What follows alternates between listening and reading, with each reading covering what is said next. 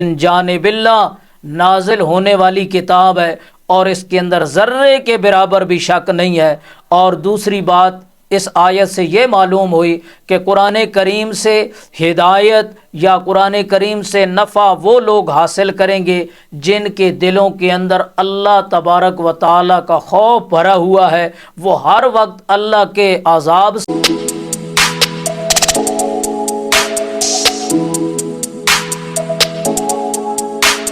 الحمدللہ وکفا والصلاة والسلام علی من لا نبی بعد، اما بعد فاعوذ باللہ من الشیطان الرجیم، بسم اللہ الرحمن الرحیم۔ الف لام میم ذالک الکتاب لا ریب فیہ ھدی للمتقین، صدق اللہ العظیم۔ سامعین محترم، گزشتہ گفتگو کے اندر سورہ بقرہ کے اسمی اور معنوی ربط سورہ فاتحہ کے ساتھ عرض کیے تھے، تو آج اللہ کے فضل و کرم سے سورہ بقرہ کی ابتدا کر رہے ہیں۔ تو سورہ بقرہ کی ابتدا سے پہلے دو باتیں بطور تمہید کے سماعت فرما لیں۔ تمہید اول کہ نبی کریم صلی اللہ علیہ وسلم کی ہجرت سے پہلے مدینہ منورہ میں یہود کے 3 قبائل آباد تھے۔ اول بنو نذیر، دوم بنو قینقاع، سوم بنو قریظہ۔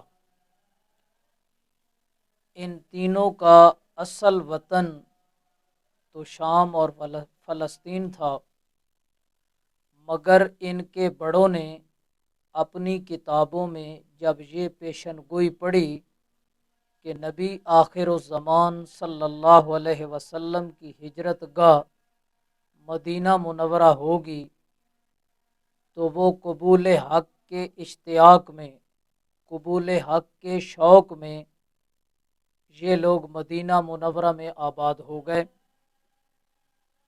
مگر بڑے مشائخ فوت ہو گئے، تو لوگوں نے آپ صلی اللہ علیہ وسلم کی مخالفت میں ذرہ برابر بھی کمی نہ کی۔ دوسری تمہید، آپ صلی اللہ علیہ وسلم کی بعثت مبارک سے پہلے انصار، مدینہ منورہ کے اندر رہنے والے انصار 3 وجوہ سے یہود کے معتقد تھے، 3 وجوہات کی وجہ سے یہود کے معتقد تھے۔ اول تفوق علمی، کہ یہود کو علمی فوقیت حاصل تھی۔ انصار یہود کے علمی کمالات کے بھی معتقد تھے اور انہیں اپنے آپ پر علمی لحاظ سے فوقیت دیا کرتے تھے۔ دوم تفوق تقدسی، انصار یہود کو اپنا مرشد اور پیر بھی تسلیم کرتے تھے، تو اس وجہ سے ان کے معتقد تھے۔ تیسری بات تفوق مالی، یہود تاجر اور مالدار تھے، انصار ان کے مقروض رہتے تھے، اس لیے بھی انصار یہود سے مرغوب رہتے تھے۔ تو یہ 3 طرح کا ان کو فوقیت حاصل تھی، اس لیے انصار گویا کہ ان کے غلام تھے۔ مدینہ منورہ میں جب آپ صلی اللہ علیہ وسلم ہجرت کے بعد اسباب کے لحاظ سے اسلام کا بوجھ مہاجرین کے علمی، مہاجرین کا بوجھ انصار پر تھا۔ انصار یہود کے معتقد تھے۔ قرآن کریم نے یہود کے علمی اور عملی قباحتوں کو ذکر کیا تاکہ انصار پر یہ حقیقت واضح ہو جائے کہ یہ لوگ علماء ربانی نہیں بلکہ علماء سو ہیں، دین کے خادم نہیں بلکہ دین کے غدار ہیں۔ تو قرآن مجید نے سورہ بقرہ کے اندر کافی مقامات پر یہود کی قباحتوں کا تذکرہ کیا ہے، یہ انشاءاللہ آگے سبق میں آئے گا۔ تو اب سب سے پہلے قرآن مجید کی سورہ بقرہ کی جو ابتدا ہے وہ ہو رہی ہے الف لام میم، ان کو حروف مقطعات کہا جاتا ہے۔ تو قرآن مجید کی آیات کی اقسام دو ہیں، پہلی قسم محکمات اور دوسری قسم متشابہات۔ محکم آیت وہ ہوتی ہے جس کا ترجمہ اور مراد خداوندی معلوم ہو، انہی کو اصل کہا گیا احکام کے لیے۔ دو متشابہ، یہ بھی دو قسم کی ہیں، ایک وہ آیات جن کا ترجمہ اور مراد دونوں ہی معلوم نہیں، مثال کے طور پر حروف مقطعات جو صورتوں کی ابتدا میں آتے ہیں، یہ حروف بعض مقامات پر ایک ایک حروف ہوں گے، مثلا صاد، نون، کاف، اور بعض مقامات پر دو حرف ہوں گے، مثال کے طور پر ح میم، اور بعض مقامات میں تین تین حرف ہوں گے، مثال کے طور پر الف لام میم، اور بعض مقامات پر چار چار حرف ہوں گے، مثلا الف لام میم صاد، اور بعض مقامات میں پانچ پانچ حروف ہوں گے، مثال کے طور پر ح میم عین سین قاف۔ تو یہ وہ حروف، ان کو حروف مقطعات کہا جاتا ہے۔ تو سوال پیدا ہوتا ہے قرآن کریم کی ابتدا میں جو حروف ہیں انہیں مقطعات کیوں کہا جاتا ہے؟ تو اس کا جواب یہ ہے، چونکہ ہر حرف کو ساکن اور دوسرے حرف سے جدا کر کے پڑھا جاتا ہے، اگرچہ لکھنے میں ملا کر ہی لکھا جاتا ہے لیکن پڑھنے میں ان کو الگ الگ کر کے پڑھتے ہیں، اس لیے ان کو مقطعات کہتے ہیں۔ اب یہاں پر ایک سوال پیدا ہوتا ہے، وہ سوال یہ ہے کہ حروف مقطعات کا علم یعنی ان کا ترجمہ اور مراد الہی کسی کو معلوم نہیں ہے، تو پھر ان کے نازل کرنے کا کوئی فائدہ؟ تو اب اس کا جواب یہ ہے کہ اصحاب رسول صلی اللہ علیہ وسلم میں سے سیدنا ابو بکر صدیق رضی اللہ تعالیٰ عنہ، سیدنا عمر فاروق رضی اللہ تعالیٰ عنہ، سیدنا عثمان غنی رضی اللہ تعالیٰ عنہ، سیدنا علی رضی اللہ تعالیٰ عنہ، اور سیدنا ابن مسعود رضی اللہ تعالیٰ عنہم اجمعین کا فرمان یہ ہے کہ یہ حروف مقطعات کا علم صرف اور صرف اللہ کریم ہی کے پاس ہے، کسی مخلوق کو بھی اس کا علم نہیں دیا گیا۔ چنانچہ حافظ ابن کثیر رحمۃ اللہ علیہ اپنی تفسیر میں فرماتے ہیں کہ امام قرطبی رحمہ اللہ نے سیدنا ابو بکر، سیدنا فاروق اعظم، سیدنا عثمان غنی، سیدنا علی اور سیدنا ابن مسعود سے نقل کیا ہے کہ حروف مقطعات کا علم صرف اور صرف اللہ کریم کے ساتھ خاص ہے۔ ابن کثیر صفحہ نمبر 26 جلد نمبر 1۔ تو اب یہاں پر وہی سوال باقی ہے کہ ان کے نزول کا پھر مقصد کیا ہے؟ قرآن مجید تو سراسر ہدایت ہی ہدایت ہے، تو جب ان حروف کا علم اللہ کے علاوہ مخلوق میں سے کسی کو نہیں ہے تو ان کے نزول کا پھر مقصد کیا ہوا؟ تو اب اس کا جواب یہ ہے کہ اعمال شرعیہ اور اقوال شرعیہ دو قسم کے ہیں۔ اول وہ اعمال جن کی حکمت ہمیں معلوم ہے، مثال کے طور پر روزہ ہے، اس کی حکمت ہمیں معلوم ہے کہ اس کے ذریعے انسان متقی بن جاتا ہے، پرہیزگار بن جاتا ہے۔ دوم وہ اعمال جن کی حکمت ہمیں معلوم نہیں مگر بحیثیت مومن کے ان دونوں پر ایمان لانا ضروری ہے۔ حکمت معلوم ہو تب، حکمت معلوم نہ ہو تب بھی۔ حروف مقطعات جیسے متشابہات کے نزول کا مقصد ہی مکلفین کا امتحان لینا ہے کہ کون سے وہ خوش نصیب لوگ ہیں جو محض فرمان خداوندی سمجھتے ہوئے ان پر ایمان لاتے ہیں، اور کون ہیں وہ بدبخت لوگ جو ان کا انکار کرتے ہیں۔ تو اب حروف مقطعات کا علم صرف اور صرف اللہ کے ساتھ خاص ہے، تو بعض مفسرین اکرام نے ان کے متعدد معانی بھی لکھے ہیں۔ تو اس کا جواب یہ ہے کہ مفسرین کے بیان کردہ معانی چونکہ وحی الہیہ سے ثابت نہیں ہیں، اس لیے وہ معانی قطعی نہیں ہیں، بلکہ ان کو نکات کے ساتھ یا فوائد ظنیہ کے قبیلے سے تعبیر کریں گے، اور جو ظن ہوتا ہے وَإِنَّ الظَّنَّ لَا يُغْنِي مِنَ الْحَقِّ، ظن جو ہے وہ حق کا فائدہ نہیں دیتا۔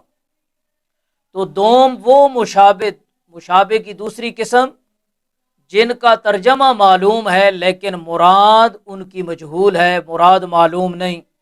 مثال کے طور پر ید اللہ، اللہ کا ہاتھ، وجہ اللہ، اللہ کا چہرہ۔ تو اللہ تبارک و تعالی تو شکلوں سے، صورتوں سے پاک ہے، تو اب اللہ کا ہاتھ، اللہ کا چہرہ، اس کا ترجمہ تو معلوم ہے لیکن مراد معلوم نہیں۔ سوال پیدا ہوتا ہے کہ متشابہات کے متعلق ہمیں کیا عقیدہ رکھنا چاہیے؟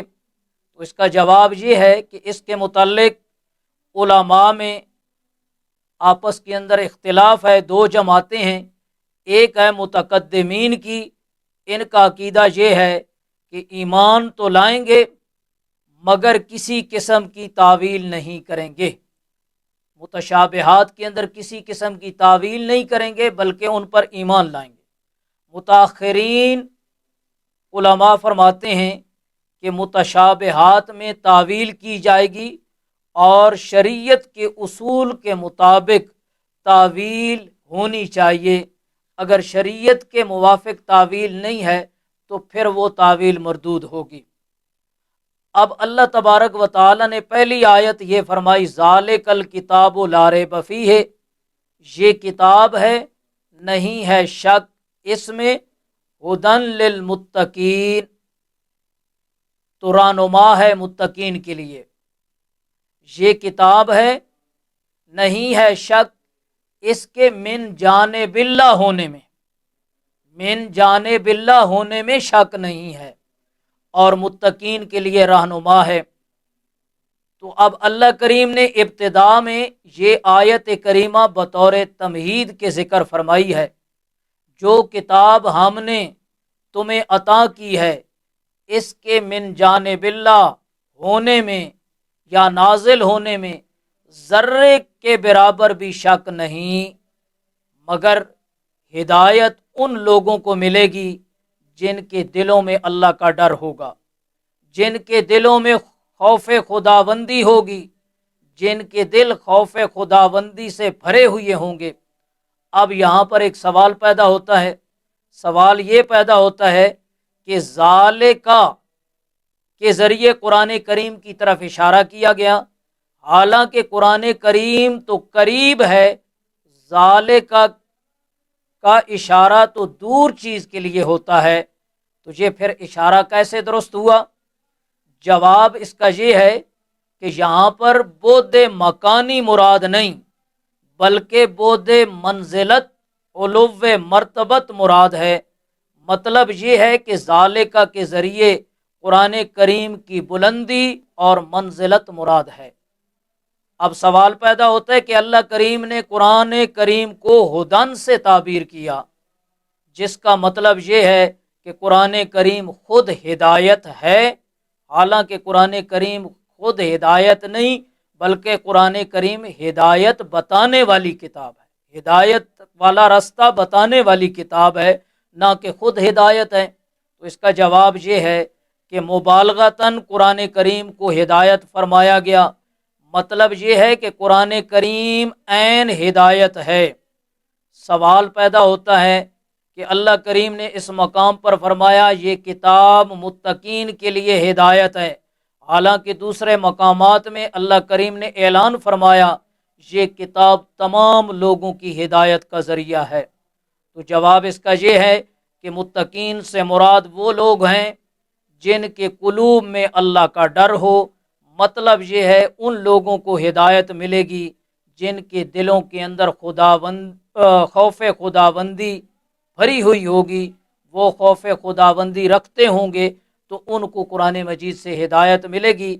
اب یہاں پر متقین تک ڈرنے والے، تو یہاں سے ضمناً تقوی کی تعریف بھی آپ سماعت فرما لیں۔ تو تقوی کا مفہوم تو نہایت ہی وسیع ہے، لیکن ہم اپنی بساط کے مطابق، کوشش کے مطابق جو معانی سامنے آئے ہیں وہ آپ کے سامنے ذکر کر دیتا ہوں۔ تو تقوی کا پہلا معنی ہے وہ لوگ جو شرک اور کفر سے محفوظ ہوں، کفر اور شرک سے محفوظ ہوں، وہ تقوی والے ہیں۔ دوسرا معنی تقوی کا وہ لوگ جو شرک اور نفاق سے محفوظ ہوں۔ تیسرا معنی تقوی کا وہ لوگ جن کا عمل اور کلام صرف اللہ ہی کی رضا کی خاطر ہو، وہ لوگ جن کا عمل اور کلام بات اللہ ہی کی رضا کی خاطر ہو، اس کے اندر کسی دنیاوی نفع کی خواہش ان کے دل کے اندر نہ ہو۔ چوتھا معنی ہے وہ لوگ جن کے دلوں سے اللہ کریم خواہشات کی محبت ختم کر دے۔ تقوی کا چوتھا معنی وہ لوگ جن کے دلوں سے اللہ کریم خواہشات کی محبت ختم کر دیں۔ پانچواں معنی تقوی کا وہ لوگ جن کے قلوب خوف خداوندی سے معمور ہوں۔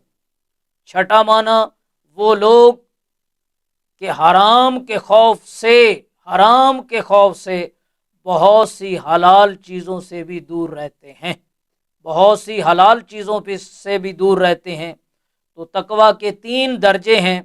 پہلا درجہ ہے رضائے الہی کے حصول اور عذاب دائمی سے محفوظ رہنے کے لیے شرک و کفر کو عمل میں نہ لانا، اپنے عمل سے شرک اور کفر کو دور رکھنا۔